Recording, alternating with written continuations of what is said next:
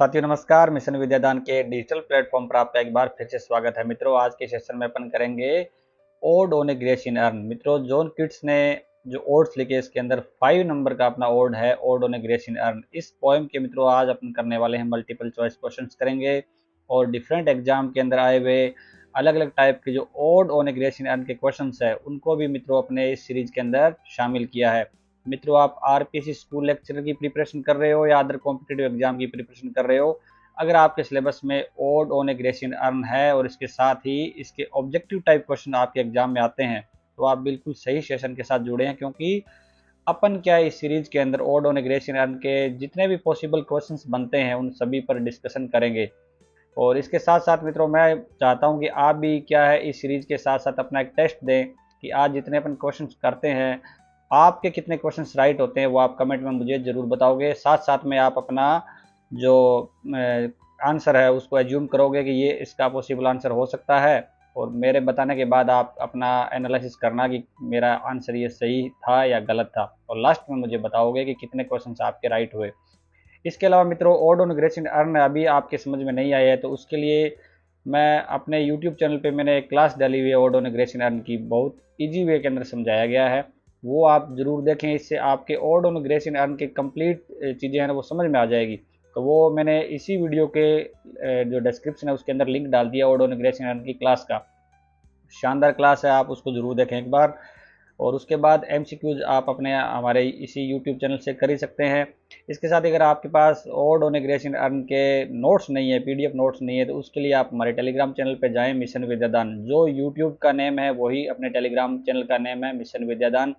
आप टेलीग्राम पर सर्च करके भी जा सकते हैं। इसके अलावा जो अपने टेलीग्राम चैनल का लिंक है वो भी मैंने इसी वीडियो के डिस्क्रिप्शन में डाल दिए। इसके बाद मित्रों आज अपन जो odd on grace in earn की जो क्वेश्चंस कर रहे हैं ये पार्ट 2 है। अगर आपने पार्ट 1 नहीं देखा है, क्योंकि पार्ट 1 में बिल्कुल बेसिक क्वेश्चंस है, जो odd on grace in earn का क्या पैटर्न है, क्या थीम बनता है, तो सारी चीज़ें उसमें बात कर रखी है। तो पार्ट 1 भी आप जरूर देखें, उसके बाद पार्ट 2 पे आएंगे तो आपका एक क्या सीरीज के हिसाब से आप कंप्लीट क्वेश्चन कर पाएंगे। तो आज अपन करने वाले हैं मित्रों odd on grace in earn का पार्ट 2 स्टार्ट। तो let's start the journey.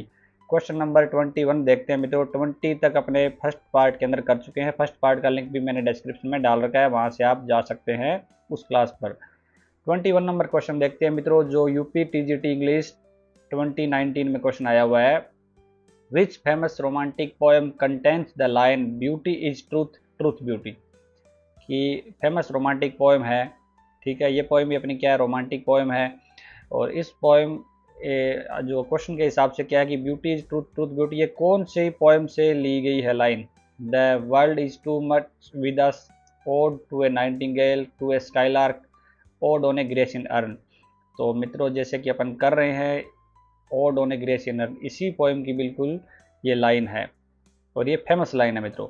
22 number पे आते हैं। Thou foster child of silence and slow time refers for.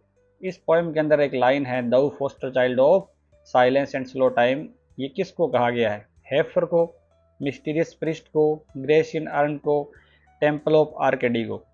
तो टेम्पे तो है अपने टेक्स्ट के अंदर, टेम्पे ऑफ आर्केडी, जो आर्केडी की घाटी है वो तो है, लेकिन टेम्पल नहीं है, तो ये ऑप्शन कट हो जाएगा। मिस्टीरियस प्रिस्ट भी नहीं बोला गया है। हेफर काऊ है मित्रों, तो इसको भी नहीं बोला गया है। सी नंबर ऑप्शन अपना करेक्ट हो जाएगा। नेक्स्ट क्वेश्चन 23 पर आते हैं मित्रों। Beauty is truth truth beauty is an example of. ये लाइन है मित्रों अपने पोएम की फेमस लाइन है odd on a Grecian earn की। ये लाइन किसका एग्जाम्पल है, सिमली का, पर्सोनिफिकेशन का, काइयाजम का और ऑल ऑफ देम। तो ऑल ऑफ देम तो नहीं है, इसमें पर्सोनिफिकेशन कहीं नहीं किया गया है, सिमली इसके अंदर एज और लाइक का वर्ड यूज नहीं किया गया है। ऑप्शन हो जाएगा अपना काइयाजम। काइयाजम होता है मित्रों कि कोई भी चीज़ है ना उसको पहले बताकर उसका वापस ग्रामेटिकल स्ट्रक्चर को क्या करना, चेंज कर देना। जैसे पहले ब्यूटी इज ट्रूथ है, फिर ट्रूथ पहले लगा दिया, उसके बाद में ब्यूटी लिख दिया। यानी कोई चीज़ को इम्फेसिस देने के लिए काइजम का यूज किया जाता है, जब क्या है एक ही चीज़ को वापस रिपीट करना ग्रामेटिकल स्ट्रक्चर को उल्टा करके। तो ब्यूटी इज ट्रूथ, और यहाँ पे इज क्या एक तरीके से अंडरस्टूड है, ट्रूथ इज ब्यूटी, कि ब्यूटी सत्य है और सत्य ही क्या ब्यूटी है। इसका मतलब यहाँ पे काइजम का यूज किया गया है। नेक्स्ट क्वेश्चन पे आते हैं 24। Which of the rhetorical question is not asked by the kids. इस पोएम के अंदर मित्रों रिटोरिकल क्वेश्चंस पूछे गए हैं किड्स के द्वारा, पोएट के द्वारा। तो उनमें से कौन सा है जो नहीं है। व्हाट स्ट्रगल टू एस्केप, कि संघर्ष है, जो बचने का संघर्ष है वो क्यों हो रहा है। व्हाट मेड परसुएट, ये जो पागल पीछा क्यों कर रहे हैं। व्हाट वाइल्ड एक्सटेसी, इस प्रकार की एक्सटेसी क्यों है, वाइल्ड एक्सटेसी क्यों है। और व्हाट टेम्पल ऑफ आर्केडी, तो इसमें हमें पहले ही पता है टेम्पल वर्ड का यूज नहीं किया गया है यहाँ पे, तो व्हाट टेम्पल ऑफ आर्केडी अपना ऑप्शन हो जाएगा। ए बी सी है, ये तीनों क्वेश्चन किए गए हैं। 25 पर आते हैं।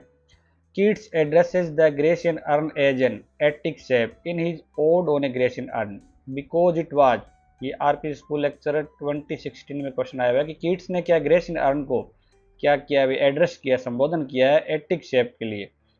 एटिक शेप कहा है ओड ऑन ग्रेसियन अर्न में, क्यों कहा है। From Greece, preserved in Attic, place in a Greek museum, a receptacle for ashes. तो वो ग्रीस से इसलिए एटिक शेप का है, या उसको एटिक, एक एटिक होता है जो अटारी घर में अपने रखने की कोई दराज होती है ना दीवार के अंदर जो, तो उसको संरक्षित किया गया इसलिए यूज किया गया है, या ग्रीक म्यूजियम में रखा गया इसलिए कहा गया एटिक, या क्या वो रिसेप्टेकल होता है मित्रों, पात्र, कोई कंटेनर, कि जो कोई पात्र कंटेनर है जिसमें राख रखी जाती है। तो ये कोई ऑप्शन नहीं है। एटिक शेप इसलिए कहा गया कि क्योंकि वो ग्रीस देश से संबंधित है, जैसे कि अपने टेक्स्ट के जो टाइटल है अपना पोएम का ग्रेशियन अर्न, यानी वो ग्रीस से संबंधित है, इसलिए उनको एटिक शेप कहा गया है अर्न को। नेक्स्ट क्वेश्चन पे आते हैं 26। What is being taken for the sacrifice, किसे क्या लेके जाया जा रहा है बलि के लिए। बलि के लिए किसको लेके जाया जा रहा है। हेफर, काफ, काउ, कैमल।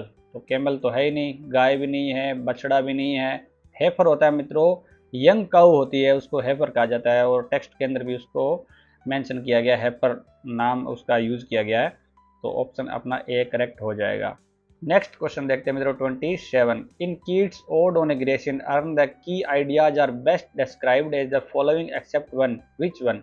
यूजीसी नेट का क्वेश्चन है मित्रों कि कीट्स के ode on a Grecian urn poem है, उसमें बहुत सारे आइडियाज है, तो इन 4 ऑप्शन में से कौन सा आइडिया है जो नहीं है, या कौन सा भाव है वो जो नहीं है यूज किया गया है odd on Grecian urn poem के अंदर। तो ए नंबर ऑप्शन है मूवमेंट वर्सेस स्टेसिस, जो गति है उसके बनाम स्थिरता का।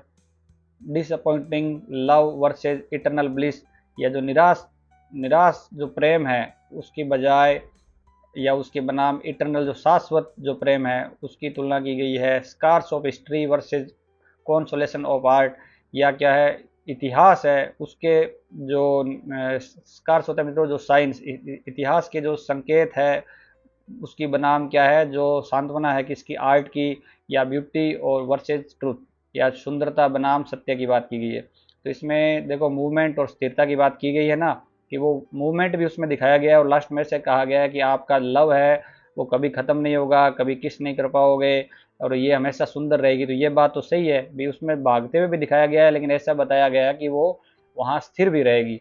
ठीक है, इसके बाद डिसअपॉइंटिंग लव भी उसमें दिखाया गया है कि आप अभी इसको प्राप्त नहीं कर पाओगे लेकिन हमेशा लव करोगे। ठीक है, और शाश्वत प्रेम के बारे में बात की गई है, तो ये भी है, और ब्यूटी और ट्रुथ की बात इसके अंदर है ही। इसमें हिस्ट्री की कोई बात नहीं की गई है, तो सी नंबर ऑप्शन अपना करेक्ट हो जाएगा मित्रों। 28 नंबर पे आते हैं। Which of the following is a feature of odd on a Grecian earn, इनमें से ओड ऑन ग्रेसियन अर्न का क्या है, कौन सा फीचर है।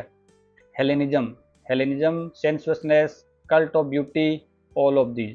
तो हेलेनिज्म मैंने मित्रों आपको बताया था पिछले सेशन के अंदर कि हेलेनिज्म क्या होता है, जो ग्रीक आर्ट है, जो फाइन आर्ट है, चाहे वो किसी टाइप की आर्ट हो, म्यूजिक हो, सबकी क्या है एक तरीके से प्रेज करना, वो हेलेनिज्म होता है। तो ये तो इसमें यूज किया गया है। अर्न जो है वो ग्रीक आर्ट है, उसके बारे में बातचीत कर रहे हैं अपने यहाँ पे। और सेंसुअसनेस, कामुकता की बात, तो कामुकता की बात इसमें पोएम के अंदर खूब सारी कर रखी है। ठीक है, तो ये भी हो जाएगा इसके अंदर। कल्ट ऑफ ब्यूटी, कल्ट होता है मतलब एटीट्यूड, ब्यूटी का एटीट्यूड इसके अंदर दर्शाया गया है, तो ऑप्शन अपना हो जाएगा डी, ऑल ऑफ दीज। 29 पर आते हैं।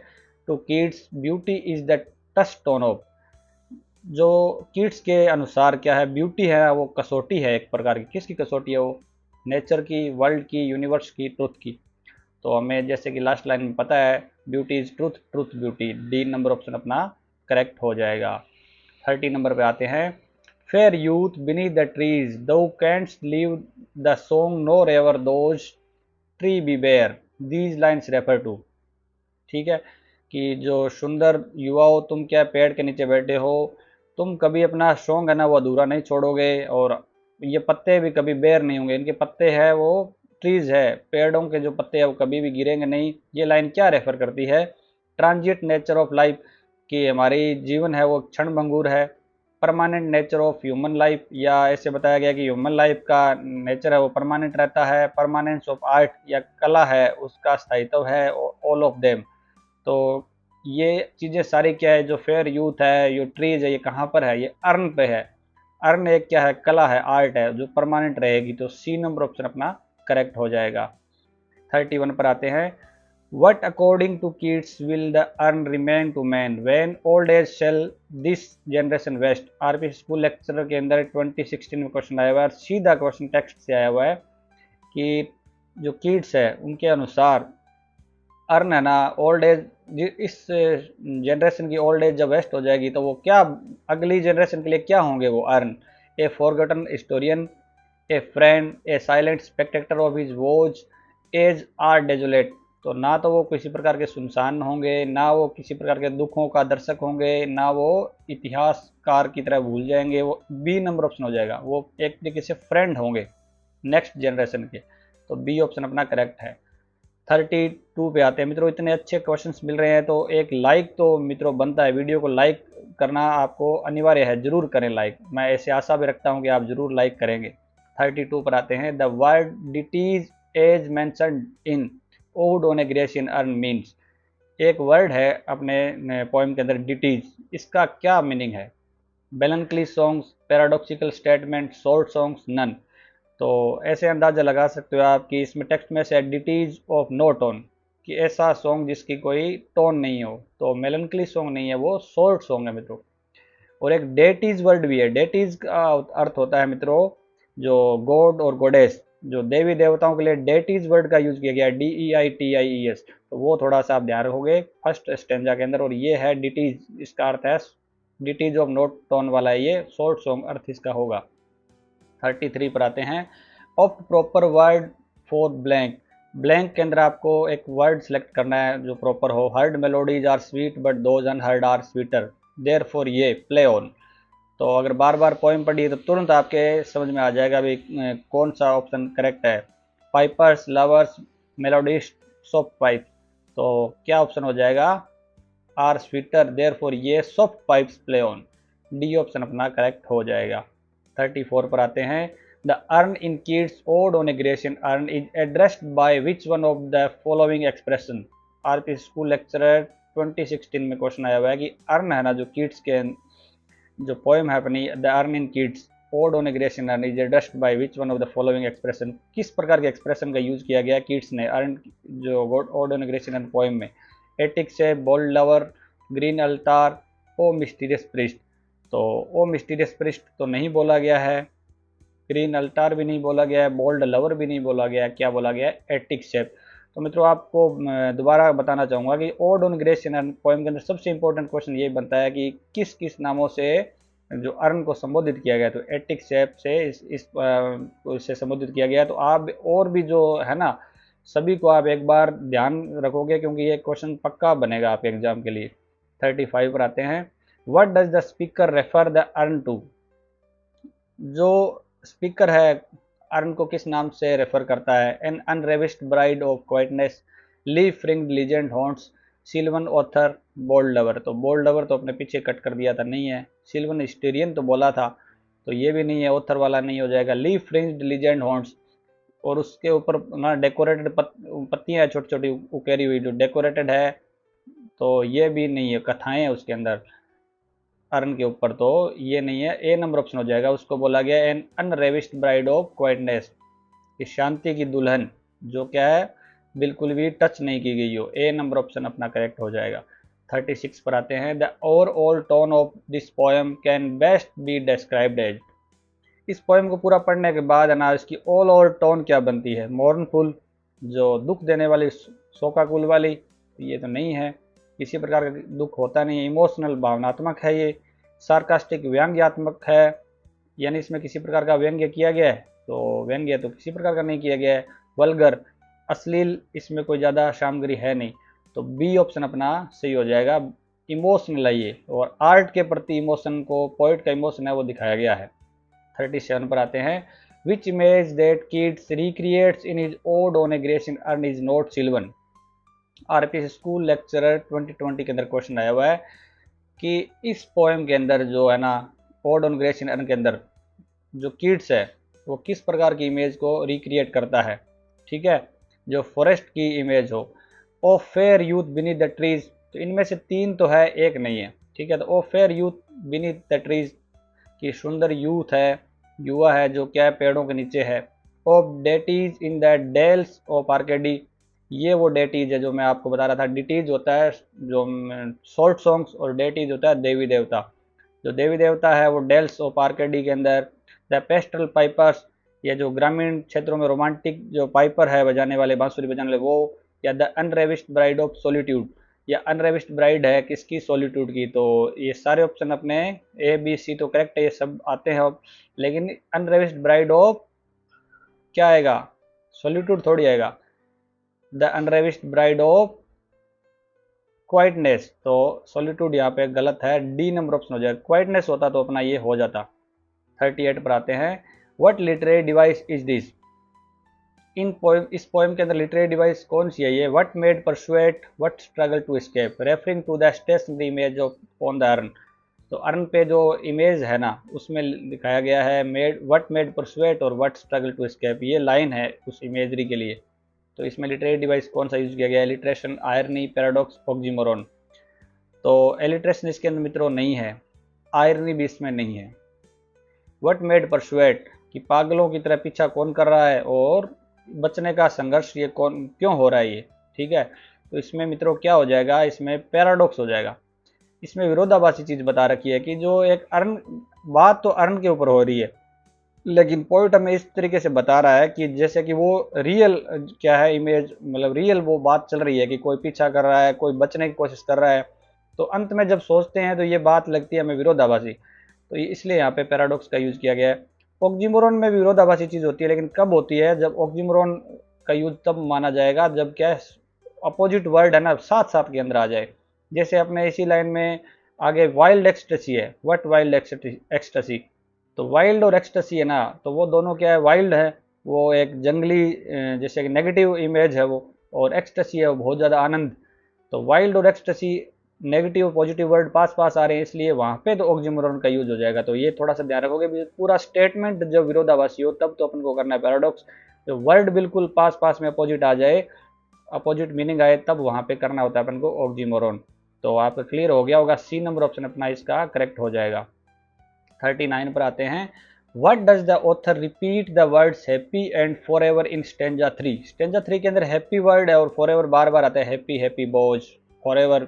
ठीक है ना, तो ये 2 वर्ड है ना, ये बार बार आते हैं, हैप्पी और फॉरएवर 3 स्टेंजा के अंदर। तो इनका क्या अर्थ है, क्यों रिपीट कर रहा है पोइट। तो contrast with the despair of the sacrifice, जो बलि है इसका क्या है, तुलना हो रही है, बलि का जो निराशा है उसकी तुलना की जा रही है। To emphasize the eternal joy illustrated on the urn, या क्या है जो शाश्वत आनंद है ना, जो अर्न के ऊपर क्या है दर्शाया गया है, उसको और ज़्यादा क्या है एम्फेसाइज करने के लिए यूज किया गया है। To convey the happiness of the musician when he kisses the fair youth, या वो क्या है इस प्रकार की खुशी को बताने के लिए जो संगीतकार है जो क्या करना चाहता है, सुंदर जो फेयर यूथ है, सुंदर महिला है, उसको क्या कर रहा है, वो किस कर रहा है, तो उसकी खुशी को बताने के लिए किया जा रहा है। या to assert that eternal happiness is impossible, या इस प्रकार का भाव व्यक्त किया जा रहा है कि जो शाश्वत खुशी है वो असंभव है, शाश्वत आनंद है वो नहीं प्राप्त हो सकता। तो ये ऑप्शन नहीं हो जाएगा। जो शाश्वत आनंद है ना उसको और ज़्यादा इम्फेसाइज करने के लिए हैप्पी और फॉरएवर का यूज किया गया है। बी नंबर ऑप्शन अपना करेक्ट हो जाएगा मित्रों। नेक्स्ट क्वेश्चन पे आते हैं 40 number. What central theme does odd on a Grecian earn explore, DSSB का क्वेश्चन आया हुआ मित्रों कि जो ओड ऑन ग्रेसियन अर्न है ना उसका मुख्य भाव क्या है, मुख्य थीम क्या है उसका। द इनएविटेबिलिटी ऑफ डेथ, कि मृत्यु की अनिवार्यता है, मृत्यु को टाला नहीं जा सकता। द जॉय ऑफ लव, या प्रेम का जो आनंद है वो बताया गया है। Arts permanence and life transition, कि आर्ट की परमानेंट रहती है और जो मृत्यु है ना वो क्या है, क्षण भंगुर है, निश्चित है वो। द पावर ऑफ नेचर, और नेचर की पावर बताई गई। तो इसमें क्या बताया गया मित्रों, आर्ट की परमानेंस बताया गया है, और जो हमारा जीवन है वो क्या एक क्षण भंगुर है। तो मित्रों आज अपने 20 क्वेश्चन कर लिए। 20 क्वेश्चन में आपके कितने राइट हुए हैं वो मुझे जरूर बताओगे कि सर मेरे 20 में से 19 सही हुए हैं या 20 में से 20 सही हुए हैं, वो सारे आप जरूर बताओगे ताकि मैं आपकी परफॉर्मेंस को जान सकूं। इसके अलावा आप थोड़ा कमेंट को एक बार क्लिक करके जरूर देख लिया करें। कई बार क्या है, क्योंकि हमारे जो सेशन है उसको बहुत सारे स्कॉलर लोग अटेंड करते हैं, तो कई बार वो क्या ऑब्जेक्शन लगा देते हैं क्वेश्चंस पे कि इसका आंसर ये होगा। तो कई आप एक बार ना कमेंट पे ऐसे क्लिक करोगे तो आपको अगर कोई ऑब्जेक्शन वाला क्वेश्चन होगा ना तो वो पिन किया हुआ मिल जाएगा, ठीक है। वो पिन किया हुआ तब दिखेगा जब आप कमेंट बॉक्स पे क्लिक करोगे। अगर पिन किया हुआ कोई क्वेश्चन है तो वो आप उसका थोड़ा इंप्रूवमेंट कर लेना।